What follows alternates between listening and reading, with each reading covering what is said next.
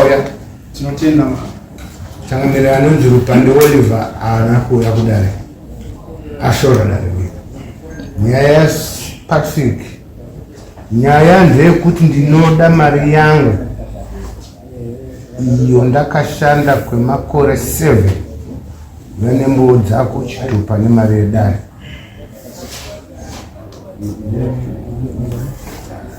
Rupande Oliver ndiye asina kuya.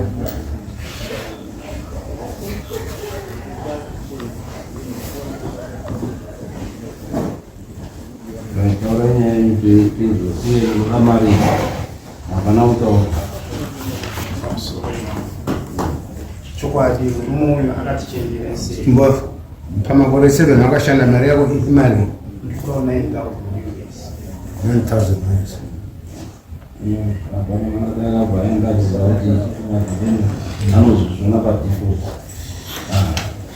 Pamwe chete nedziyo zvandakasiya. Ne? Zvidziyo zvandakasiya. Zia zvinonzi zvidziyo zvacho wazvinyora. Zvinonzi palisi wanyora.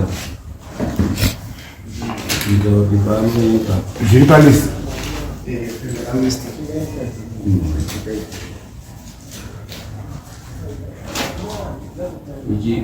Ndakasiya mountain bike.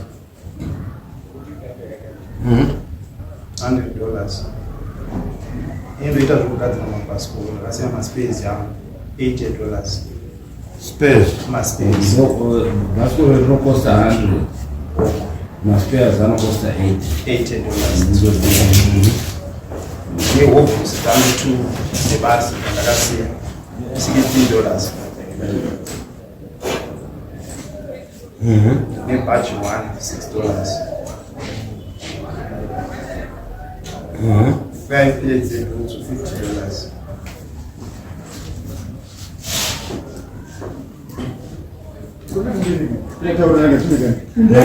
Boots mari. 5 plates ebhutsu $50. 2 bags fertilizer $60.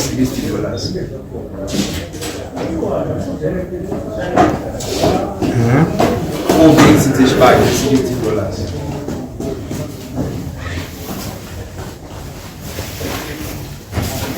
Nami 4 bags. $60. Kouya bhati $65. Solar panel 1 meter $60. $60. 60.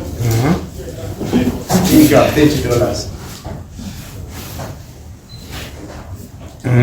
Amplifier $45.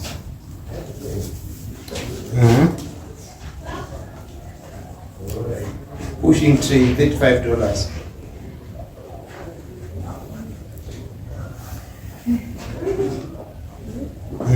Three McBees $90.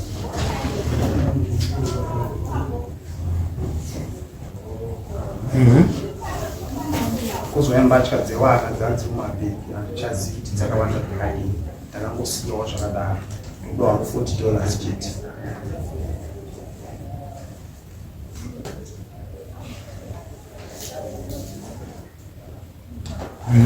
Three buckets ndoda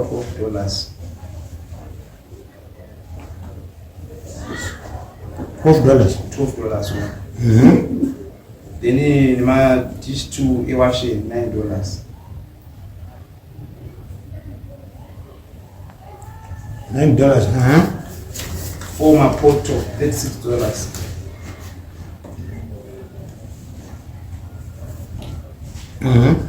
Joke $20. Joke.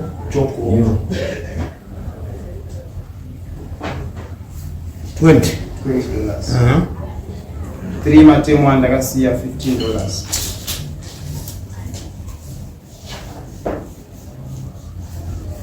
$15.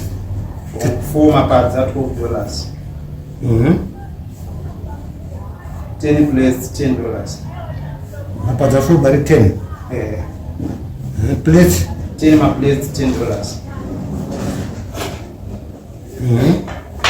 8 my twin spoon $4.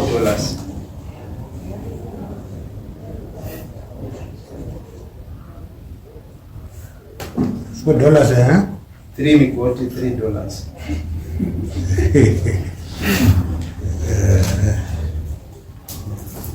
right ndauti mundibatsiro Taura nyaya yako pasitendi apa woze ndakasiya imba pamwechete ndakavaka siya zvidziyo zviviri pamwechete nemugodhi netoireti ndiwo wakagadzirisa ndii ndakavaka bhozi akanga akandipromisa munda saka bhaazochinjinura kuti aiwa ndichakupi munda ndafunga kukubhadhara saka imba iyi yakabva toipisa tichinangwe nekuti vane yacho imari zvese imba mugodhi netoilet zvese izvi mugodhi ndakashandisa $300 kuchesa imba yakaita 250 watts toilet yakaita 150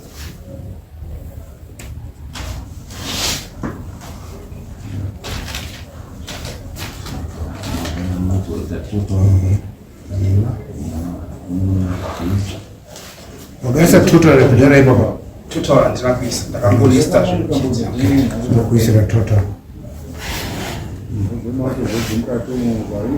saka iwe utaura zvemugodhi nepane toilet zvese zvawakashanda nemaoko ako zvandakashanda nemaoko ko 9000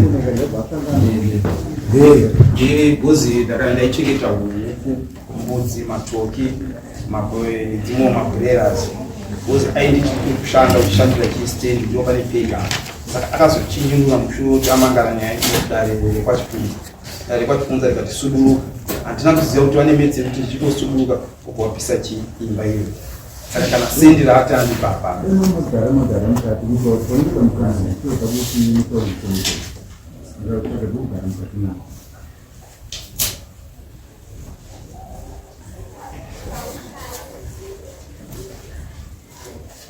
makabva sei vangodziva hatina kuwirirana kubva patakaita ndakadzingwa nedare rekwachifunza vakati tisuduruka ipo papa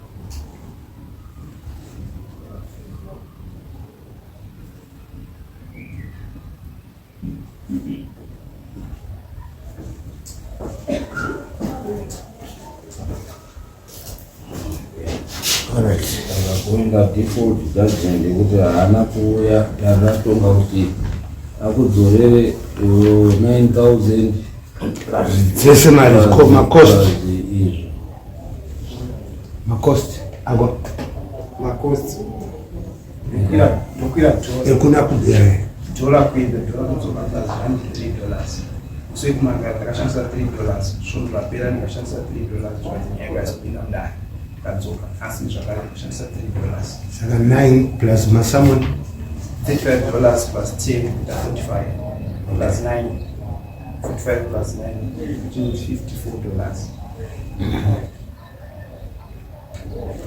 right anodaine 35 ndangwe 35 vesa d4 plus 35 veta 89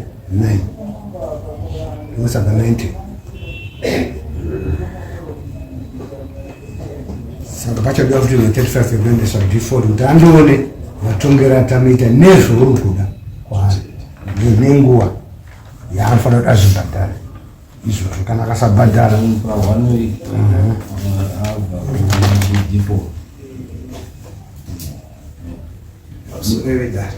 ndichikumbiro zvanzvivise kuti mapepa afambe next week ndouya ne $35 chinzwa mhindu mapepa achitaura nemapurisa adzendo vanofambisa zvakaenda ndeyandiroba mati madondo nemadondo taura nemadondo mapurisa akaendesa aisa samuna tinotenda. Next. Tinazonzwa amount yezvinhu zvandataura. tinosara tiredhe zvakawandisa ne9,000 nemidziyo yako bike 100 zina spares 80 zvese ndanyora zvakataura tinosara ndoeda ndoisa total kana wega unogona kuzviita ndonaro pepa ungoeda iyo vazoisa munomo tieke time tisave time zvakanaka tinotenda.